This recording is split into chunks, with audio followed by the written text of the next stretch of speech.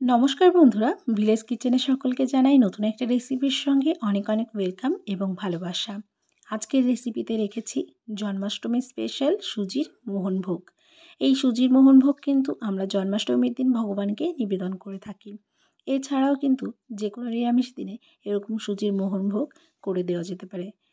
তো চলো দেখে নেওয়া যাক এই সুজির মোহনভোগ রেসিপিটা তৈরি করার জন্য কী কী প্রয়োজন হচ্ছে। সুজির মোহনভোগটা তৈরি করার জন্য প্রথমে আমি এখানে 150 গ্রাম মতো সুজি নিয়ে নিয়েছি। এর পাশাপাশি নিয়েছি 100 গ্রাম মতো চিনি, আর এছাড়াও নিয়েছি কাজু কিশমিশ, এটা পরিমাণ মতো। এছাড়াও নিয়েছি এখানে 250 গ্রাম দুধ, যেটা গরুর দুধ, আগে থেকেই জাল করে নিয়েছি। তো চলো এই সুজির মোহনভোগটা কিন্তু এখন তৈরি করা যাক। এটা তৈরি করতে কিন্তু খুব অল্প সময় লাগে। তো এটা কিভাবে তৈরি করছি সেটা দেখার জন্য কিন্তু সম্পূর্ণ ভিডিও জুড়ে থাকতে হবে, কোনো রকম স্কিপ না করে। প্রথমে কড়াই গরম করে তার মধ্যে দিয়ে দেব হচ্ছে ঘি।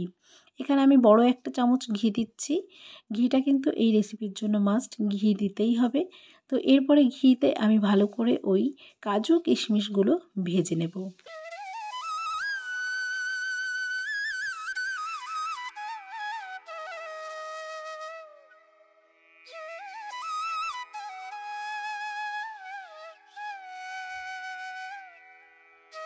কাজু কিশমিশগুলোকে কিন্তু আমি হালকা করে ব্রাউন করে ভেজে নিয়েছি। এবার কিন্তু এগুলোকে তুলে নেব।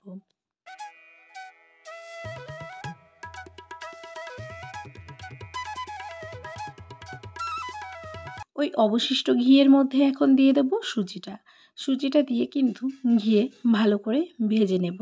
সুজিটা কিন্তু এখানে সুন্দর করে ভেজে নিতে হবে ধীরে ধীরে, যাতে করে সুজিটা পুড়েও না যায় আর ভালোভাবে কিন্তু ঘিতে ভাজা হয়ে যায়।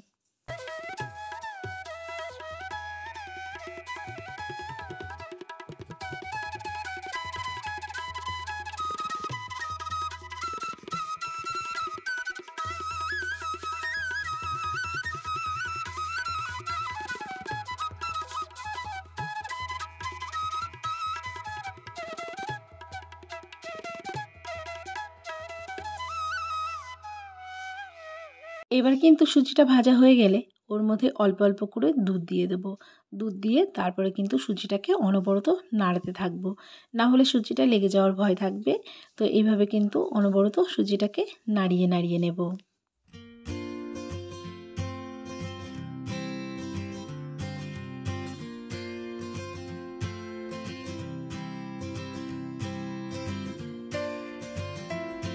দুধটা দেওয়ার পরে কিছুক্ষণ জাল করে নিয়ে এবার আমি চিনিটা দিয়ে দেবো।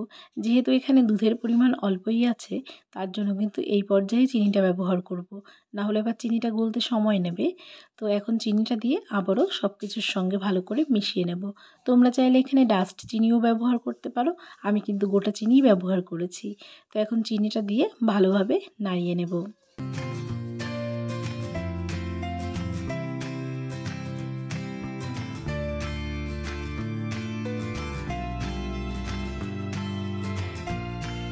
কিন্তু ভালোভাবে ফুটিয়ে নিয়েছি। এবার এর মধ্যে দিয়ে দিচ্ছি ভেজে তুলে রাখা কাজু আর কিশমিশগুলো। এবার সব কিছুর সঙ্গে ভালো করে মিশিয়ে নেব কাজু কিশমিশগুলোকে। এবার এই পর্যায়ে দিয়ে দেব 1 চামচ মতো ঘি।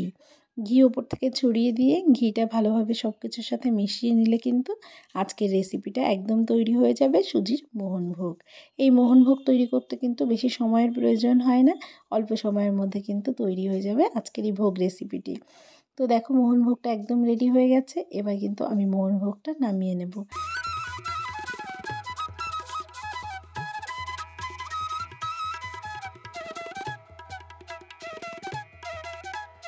আজকে কিন্তু জন্মাষ্টমী স্পেশাল সুজির মোহনভোগ একদম রেডি হয়ে গেছে, যেটা কিনা আমরা ভগবানকে নিবেদন করতে পারবো। আর এর উপর দিয়ে আমি কিছু ভাজা কাজু কিশমিশ ছড়িয়ে দিয়েছি, যেটা দেখতে ভালো লাগার জন্য। তো আজকের এই রেসিপিটা তোমরা অবশ্যই করে দেখো। ভগবানকে নিবেদন করার পাশাপাশি কিন্তু তোমরা যে কোনো নিরামিষ দিনে এই রেসিপিটা করে নিজেরাও খেতে পারবে। তো আজকের এই রেসিপিটা কিন্তু তোমাদের কেমন লেগেছে অবশ্যই কমেন্ট করে জানিয়ে যেও। আর রেসিপিটা ভালো লাগলে অবশ্যই একটা লাইক দিয়ে দেখা শুরু করবে, আর চ্যানেলটিকে সাবস্ক্রাইব করে আমার পাশে থাকবে, যাতে করে পরবর্তী রেসিপি তোমাদের সঙ্গে আমি শেয়ার করলে সেটা সবার প্রথমে তোমরা দেখতে পারো। তো আজকে রেসিপিটা নিয়ে এখানেই বিদায় নিচ্ছি। তোমাদের সঙ্গে দেখা হবে পরবর্তী নতুন রেসিপি নিয়ে। সবাই ততক্ষণ ভালো থেকো আর সবাইকে জানাই জন্মাষ্টমীর অনেক অনেক শুভেচ্ছা এবং ভালোবাসা।